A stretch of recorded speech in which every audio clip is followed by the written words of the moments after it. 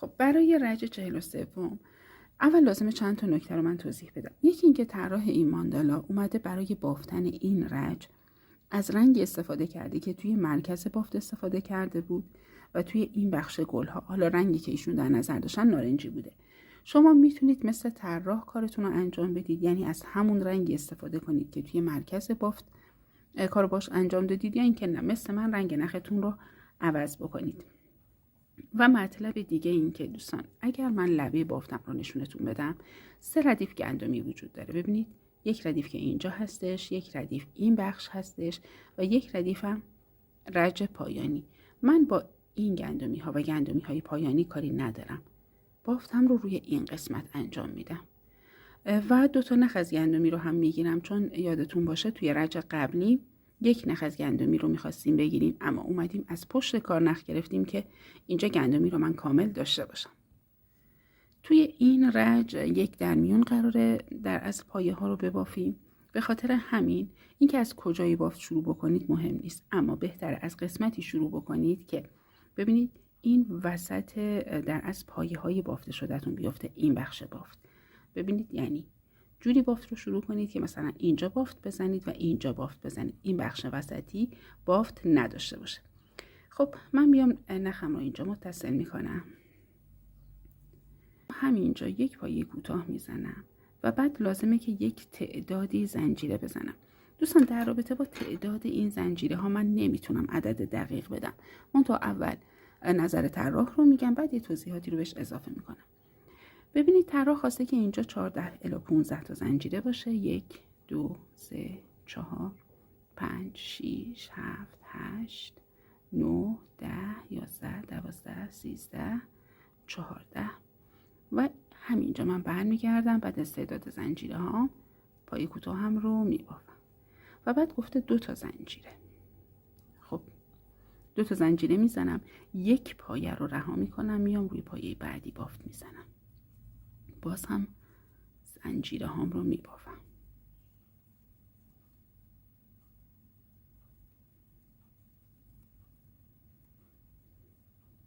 و میام اینجا 1 بافت میزنم، 2 تا زنجیره میزنم، میام 1 پایه رو رها میکنم و باز هم روی این پایه بافتم رو انجام میدم.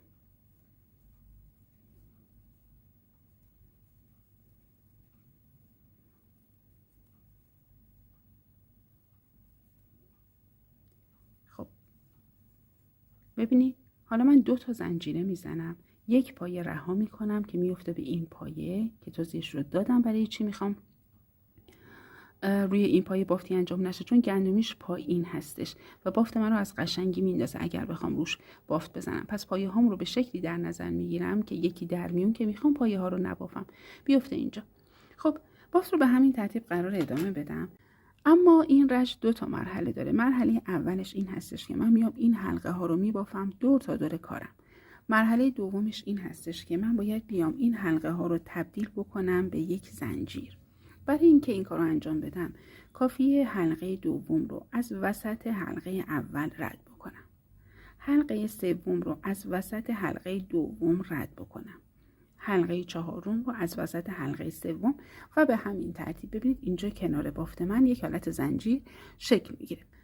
اما نکته‌ای که میخواستم بگم این هستش که دوستان در رابطه با تعداد این زنجیره ها من اصلا نمیتونم به شما عدد دقیق بدم. پیشنهاد طراح رو گفتم، ولی خودتون دیدید که اومدم قلابم رو عوض کردم، با شماره پایین تر بافت رو انجام دادم. دلیلش این بود که وقتی با این قلاب من میام 14-15 تا زنجیره میزنم، این حلقه ببینید خیلی بزرگ میشه. وقتی میخوام زنجیرش کنم دور بافتم، کلا بافت من به هم میریزه، خیلی شل میسته.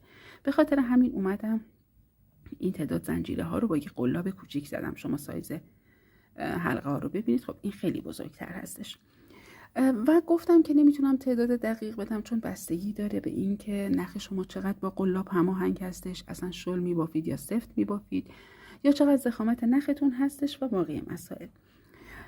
خب این نکته هم بگم که لازم نیست دور تا دور بافت رو انجام بدید و بعد بیاد این کار رو ببینید حالا این حلقه ها سایز مناسب دارن یا نه. 4 تا 5 تا که ببافید میتونید حالت زنجیر درستشون کنید و ببینید که سایزشون مناسبه یا نه. اما میایم در نظر میگیریم که قلاب شماری مناسب دم دست من نیستش. حالا چیکار کنم؟ اشکالی نداره دوستان، میام با تعداد زنجیره ها بازی میکنم. تعداد زنجیره ها رو کم و زیاد میکنم، مثل کاری که توی تل یا مثلا هدی که میبافیم و مدل گیس هستش. ببینید اینجا من دیگه فرضاً نمیام 15 تا زنجیره بزنم، میام 12 تا میزنم، امتحان میکنم. اگر نشد 10 تا میزنم. ببینید 1 2 3 4 5 6 7 8 9 10.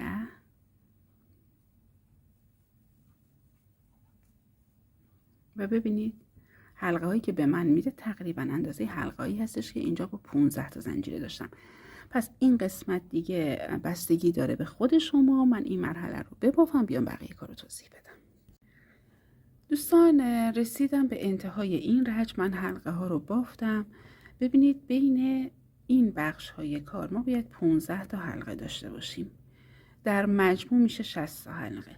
خب من 59 تا حلقه رو بافتم. ببینید اما حلقه آخر زنجیره هاشو زدم. حالا هر چند تا که زنجیره لازم بوده زدم، یک مقدار نخ رو اضافه گذاشتم و کاتش کردم.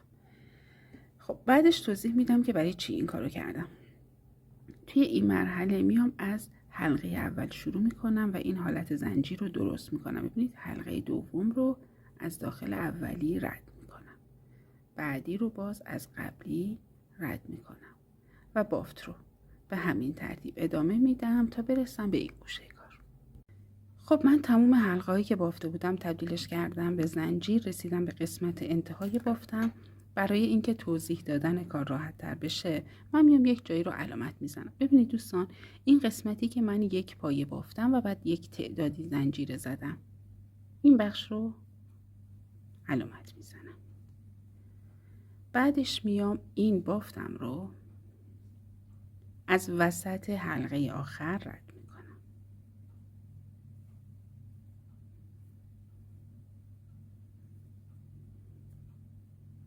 خب توی این مرحله میام این مارکر رو هم از وسط حلقه آخر رد میکنم، چون ببینید برای ادامه کار به این بخش احتیاج دارم.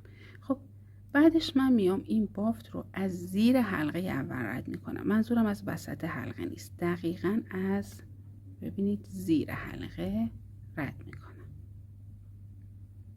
حالا میام بافتم رو ادامه میدم.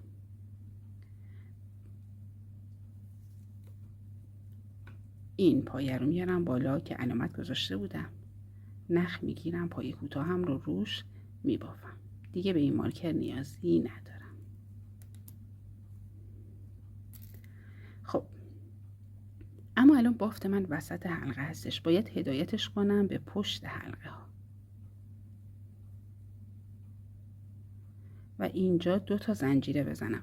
ببینید دوستان بین این بافت هامون ما 2 تا زنجیره میزدیم و منتقل میشدیم به پایه بعدی. توی رجع بعدی اون زنجیره ها رو لازم دارم برای اینکه روشون بافت بزنم. پس اینجا برای آخرین بار هم باید اون 2 زنجیره رو بزنم. بیام اینجا اول رجع قلاب رو ببرم داخل، نخ بگیرم، بست بزنم. اجازه بدید مجددا این کار رو انجام بدم.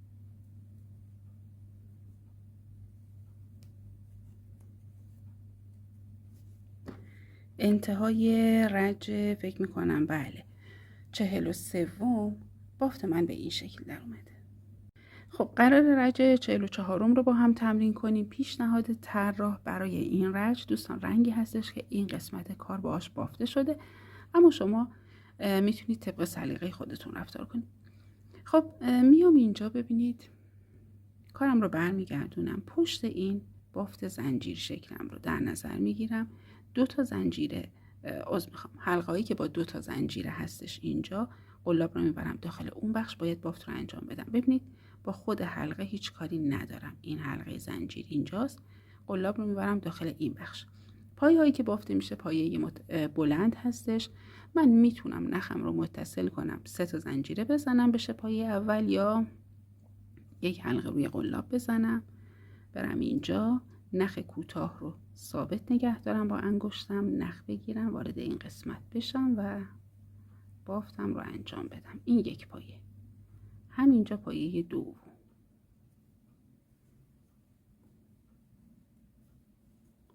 و پایه سوم. میام پشت حلقه بعدی. ببینید حالا اینجا این فضای 2 زنجیره‌ای باز هم 3 تا پایه. 1 2 و 3. میام پشت حلقه بعدی رو در نظر میگیرم.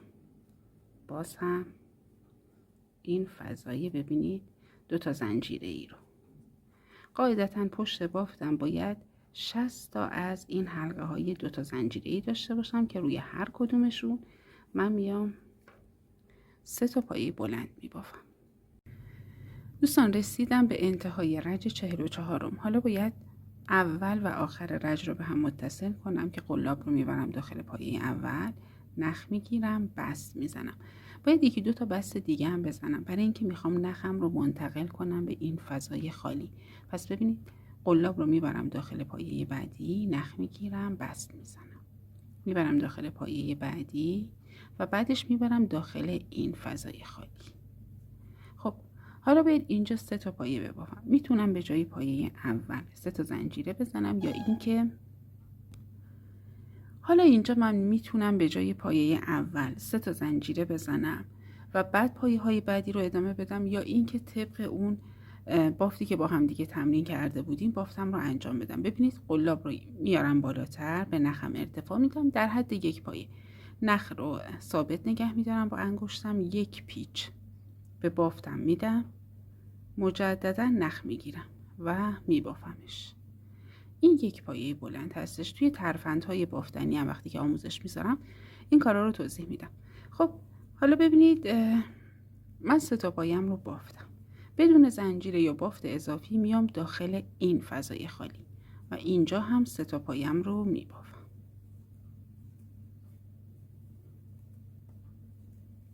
و میام اینجا عین این بافت رو تکرار میکنم تا انتهای این رج. من بافت رو ادامه دادم، رسیدم به آخر رج. اول و آخر رج رو با 1 بست به هم دیگه متصل میکنم و نخ رو میبرم. توی این مرحله قبل از اینکه بریم رج بعدی رو ببافیم لازم هستش که یک قسمتایی رو علامت بزنیم که بافت برامون راحت تر بشه. ببینید قبلش لازمه که من یک توضیحی رو بدم. دوستان توی این 2 تا رج پایانی ما باید 60 تا پایه ستایی بافته باشیم. ببینید این یه دونه پایه ستایی، 60 تا از اینها باید بافته باشیم و حالا قراره که این دور بافتم رو اول به 4 قسمت تقسیم کنم و بعد اون قسمت ها رو مجدداً به قسمت های کوچیک‌تر. ببینید من میام اینجا انتهای رج 36 رو در نظر میگیرم، مستقیم میرم بالاتر و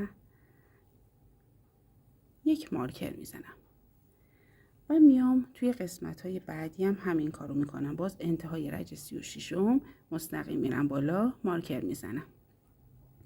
اگر بافت من توی رج های پایانی درست باشه باید بین این 2 تا مارکر من 15 تا پایه ستایی داشته باشم. 1 2 3 تاشو که جدا کردم باز هم علامت میذارم. از این ور 1 2 3 تا رو که جدا کردم علامت میزنم. خب باید تعداد پایه هایی که اینجا برای من باقی مونده 9 تا پایه ستایی باشه. 1 2 3 4 5 6 7 8 و 9 توی 4 گوشه کارم یک همچین علامت هایی رو میزنم، بعد میام کارو توضیح میدم.